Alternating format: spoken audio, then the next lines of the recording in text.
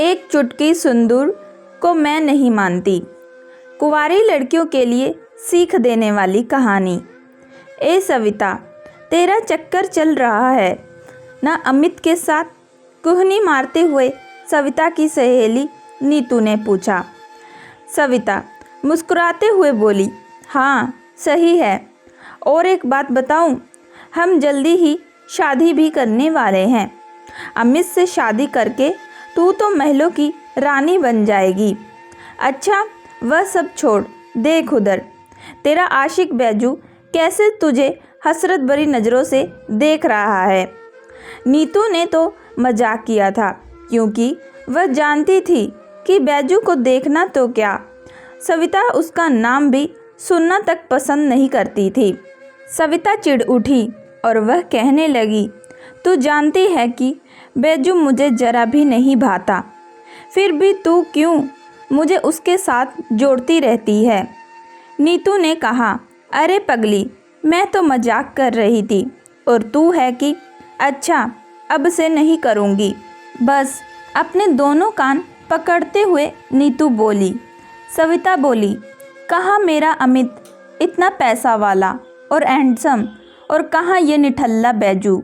सच कहती हूँ नीतू, इसे देखकर मुझे घिन आती है। विमला चाची खटमर कर कमाती रहती हैं, और यह काम कोड़ी बैजू गांव के चौराहे पर बैठकर पान खैनी चबाता रहता है। बोझ है ये धरती पर। चुप चुप, देख विमला मौसी इधर ही आ रही हैं। अगर उनके कान में अपने बेटे के खिलाफ एक भी बात पड़ गई ना, तो समझ ले हमारी खैर नहीं। नीतू बोली। सविता बोली, पता है मुझे, यही वजह है कि यह बैजू निठल्ला रह गया। विमला की जान अपने बेटे बैजू में बसती थी। दोनों माँ बेटा ही एक दूसरे का सहारा थे। बैजू जब 2 साल का था तभी उसके पिता चल बसे थे। सिलाई कढ़ाई का काम करके किसी तरह विमला ने अपने बेटे को पाल पोस कर बड़ा किया था। विमला के लाड़ प्यार में बैजू इतना आलसी और निकम्मा बनता जा रहा था कि न तो उसका पढ़ाई लिखाई में मन लगता था और न ही किसी काम में। बस गांव के लड़कों के साथ बैठकर हंसी मजाक करने में ही उसे मज़ा आता था। लेकिन बैजू अपनी माँ से प्यार बहुत करता था, और यही विमला के लिए काफ़ी था। गांव के लोग बैजू के बारे में कुछ न कुछ बोल ही देते थे, जिसे सुनकर विमला आग बबूला हो जाती थी। सविता के पिता रामकृपाल डाकिया थे। घर घर जाकर चिट्ठियां बांटना उनका काम था, पर वे अपनी दोनों बेटियों को पढ़ा लिखा कर काबिल बनाना चाहते थे। उनकी दोनों बेटियां भी पढ़ने में होशियार थी, लेकिन उन्हें यह पता नहीं था कि उनकी बड़ी बेटी सविता अमित नाम के एक लड़के से प्यार करती है, और वह उससे शादी करने के सपने भी देखने लगी है। यह सच था कि सविता अमित से प्यार करती थी, पर अमित उससे नहीं बल्कि उसके जिस्म से प्यार करता था। वह अक्सर यह कहकर सविता के साथ जिस्मानी संबंध बनाने की जिद करता कि जल्द ही वह अपने माँ बाप से दोनों की शादी की बात करेगा। नादान सविता ने उसकी बातों में आकर अपना तन उसे सौंप दिया। जवानी के जोश में आकर दोनों ने यह नहीं सोचा कि इसका नतीजा कितना बुरा हो सकता है, और हुआ भी। जब सविता को पता चला कि वह अमित के बच्चे की मां बनने वाली है, तो उसने यह बात अमित को बताई और शादी करने को कहा। तो वह कहने लगा, क्या मैं तुम्हें बेवकूफ़ दिखता हूँ जो चली आई यह बताने कि तुम्हारे पेट में मेरा बच्चा है? अरे जब तुम मेरे साथ सो सकती हो तो न जाने और कितनों के साथ सोती होगी। यह उन्हीं में से किसी एक का बच्चा होगा। सविता के पेट से होने का घर में पता लगते ही कोहराम मच गया। अपनी इज्जत और सविता के भविष्य की खातिर उसे शहर ले जाकर घर वालों ने बच्चा गिरवा दिया, और जल्द से जल्द कोई लड़का देखकर उसकी शादी करने का विचार कर लिया। एक अच्छा लड़का मिलते ही घर वालों ने सविता की शादी तय कर दी। लेकिन ऐसी बातें कहीं छुपती है भला। अभी शादी के फेरे होने बाकी थे कि लड़के के पिता ने ऊंची आवाज़ में कहा, बंद करो, अब नहीं होगी ये शादी। शादी में आए मेहमान और गांव के लोग हैरान रह गए। जब सारी बात का खुलासा हुआ तो सारे गांव वाले सविता पर थू थू करके वहां से चले गए। राम कृपाल अपना सिर पीटते हुए कहने लगे, अब क्या होगा? क्या मुंह दिखाएंगे हम गांव वालों को? कहीं मुंह दिखाने लायक नहीं छोड़ा इस लड़की ने हमें। बताओ अब कौन हाथ थामेगा इसका? मैं थामूंगा सविता का हाथ।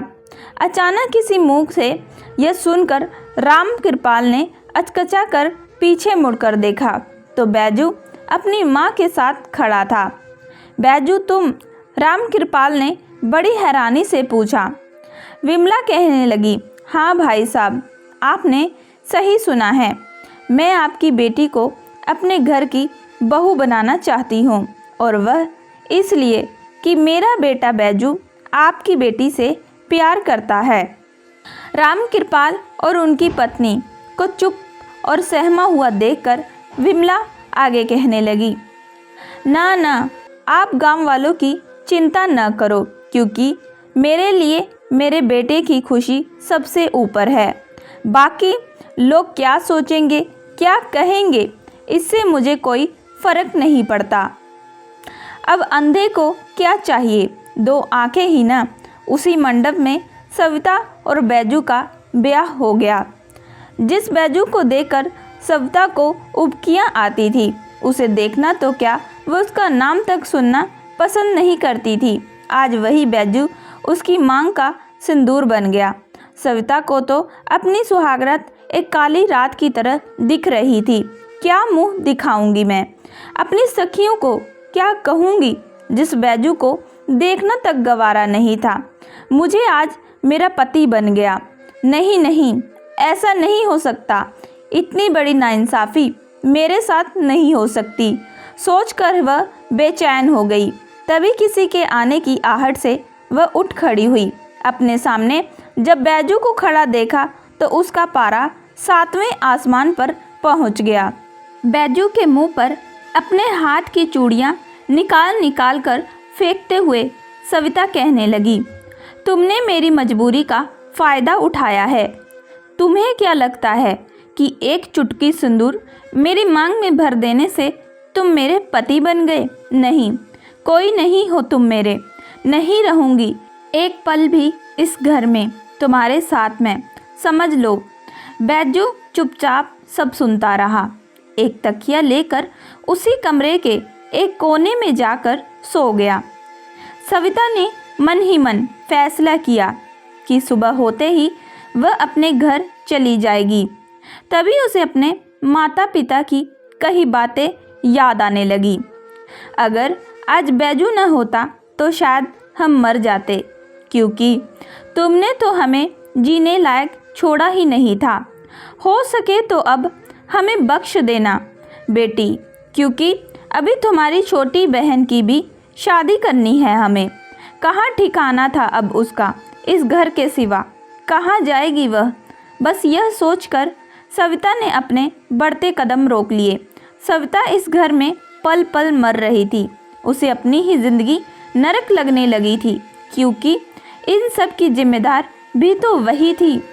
कभी कभी सविता को लगता था कि बैजू की पत्नी बनकर रहने से तो अच्छा है कि कहीं नदी नाले में डूबकर मर जाए, पर मरना भी तो इतना आसान नहीं होता।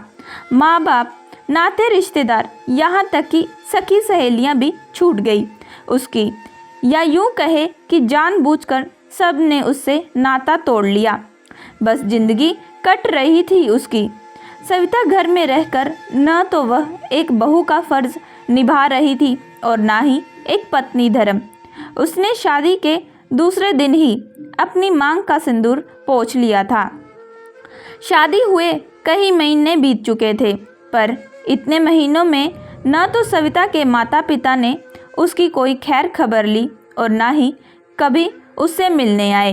क्या क्या सोच रखा था सविता ने अपने भविष्य को लेकर, पर पल भर में सब कुछ चकनाचूर हो गया था।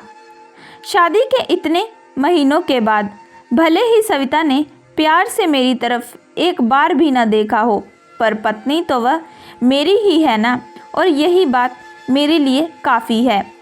यही सोचकर बैजू खुश हो उठता था। एक दिन न तो विमला घर पर थी और न ही बैजू। तभी अमित वहाँ आ धमका और उसे यूं अचानक अपने आया घर देख सविता हैरान रह गई। वह गुस्से से तमतमाते हुए बोली, तुम्हारी हिम्मत कैसे हुई जो तुम यहाँ आए? अमित कहने लगा, अब इतना भी क्या गुस्सा, मैं तो यह देखने आया था कि तुम बैजू के साथ कितनी खुश हो। वैसे तुम मुझे शाबाशी दे सकती हो। अरे ऐसे क्या देख रही हो, सच ही तो कह रहा हूँ कि आज मेरी वजह से ही तुम यहाँ इस घर में हो। सविता हैरानी से बोली, तुम्हारी वजह से? क्या मतलब? अरे मैंने ही तो लड़के वालों को हमारे संबंधों के बारे में बताया था, और यह भी कि तुम मेरे बच्चे की भी माँ बनने वाली हो। सही नहीं किया क्या मैंने? अमित बोला। सविता यह सुनकर हैरान रह गई। वह बोली, तुमने ऐसा क्यों किया? बोलो ना। जानते हो, सिर्फ तुम्हारी वजह से आज मेरी ज़िंदगी नरक बन चुकी है। क्या बिगाड़ा था मैंने तुम्हारा? बड़ा याद आता है मुझे तेरा यह गोरा बदन। सविता के बदन पर अपना हाथ फेरते हुए अमित कहने लगा तो वह दूर हट गई। अमित बोला, सुनो, हमारे बीच जैसा पहले चल रहा था वैसा ही चलने दो। जानता हूँ कि तुम मुझसे नाराज़ हो, पर मैं हर लड़की से तो शादी नहीं कर सकता ना। अमित बड़ी बेशर्मी से बोला, मतलब तुम्हारा संबंध कईयों के साथ रह चुका है? छोड़ो वे सब पुरानी बातें, चलो फिर से हम जिंदगी के मज़े लेते हैं। वैसे भी तो अब तुम्हारी शादी हो चुकी है, इसलिए किसी को हम पर शक भी नहीं होगा। कहता हुआ हद पार कर रहा था अमित। सविता ने अमित के गाल पर एक जोर का तमाचा दे मारा और कहने लगी, क्या तुमने मुझे धंधे वाली समझ रखा है? माना कि मुझसे गलती हो गई तुम्हें पहचानने में, पर मैंने तुमसे प्यार किया था और तुमने क्या किया? अरे तुमसे अच्छा तो बैजू निकला, क्योंकि उसने मुझे और मेरे परिवार को दुनिया की रुसवाई से बचाया है। निकल जाओ मेरे घर से, नहीं तो मैं पुलिस को बुलाती हूँ। कहकर सविता घर से बाहर जाने लगी कि तभी अमित ने उसका हाथ अपनी तरफ खींच लिया। तेरी यह मजाल कि तू मुझ पर हाथ उठाए, पुलिस को बुलाएगी? अभी बताता हूँ, कहकर उसने सविता को जमीन पर पटक दिया। खुद को लाचार पाकर सविता डर गई। उसने अमित की पकड़ से खुद को छुड़ाने की पूरी कोशिश की, पर हार गई। मिन्नतें करते हुए वह कहने लगी, मुझे छोड़ दो, ऐसा मत करो।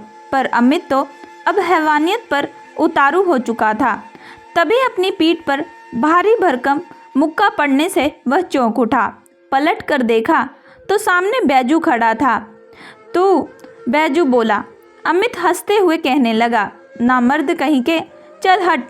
इतना कहकर वह फिर सविता की तरह लपका।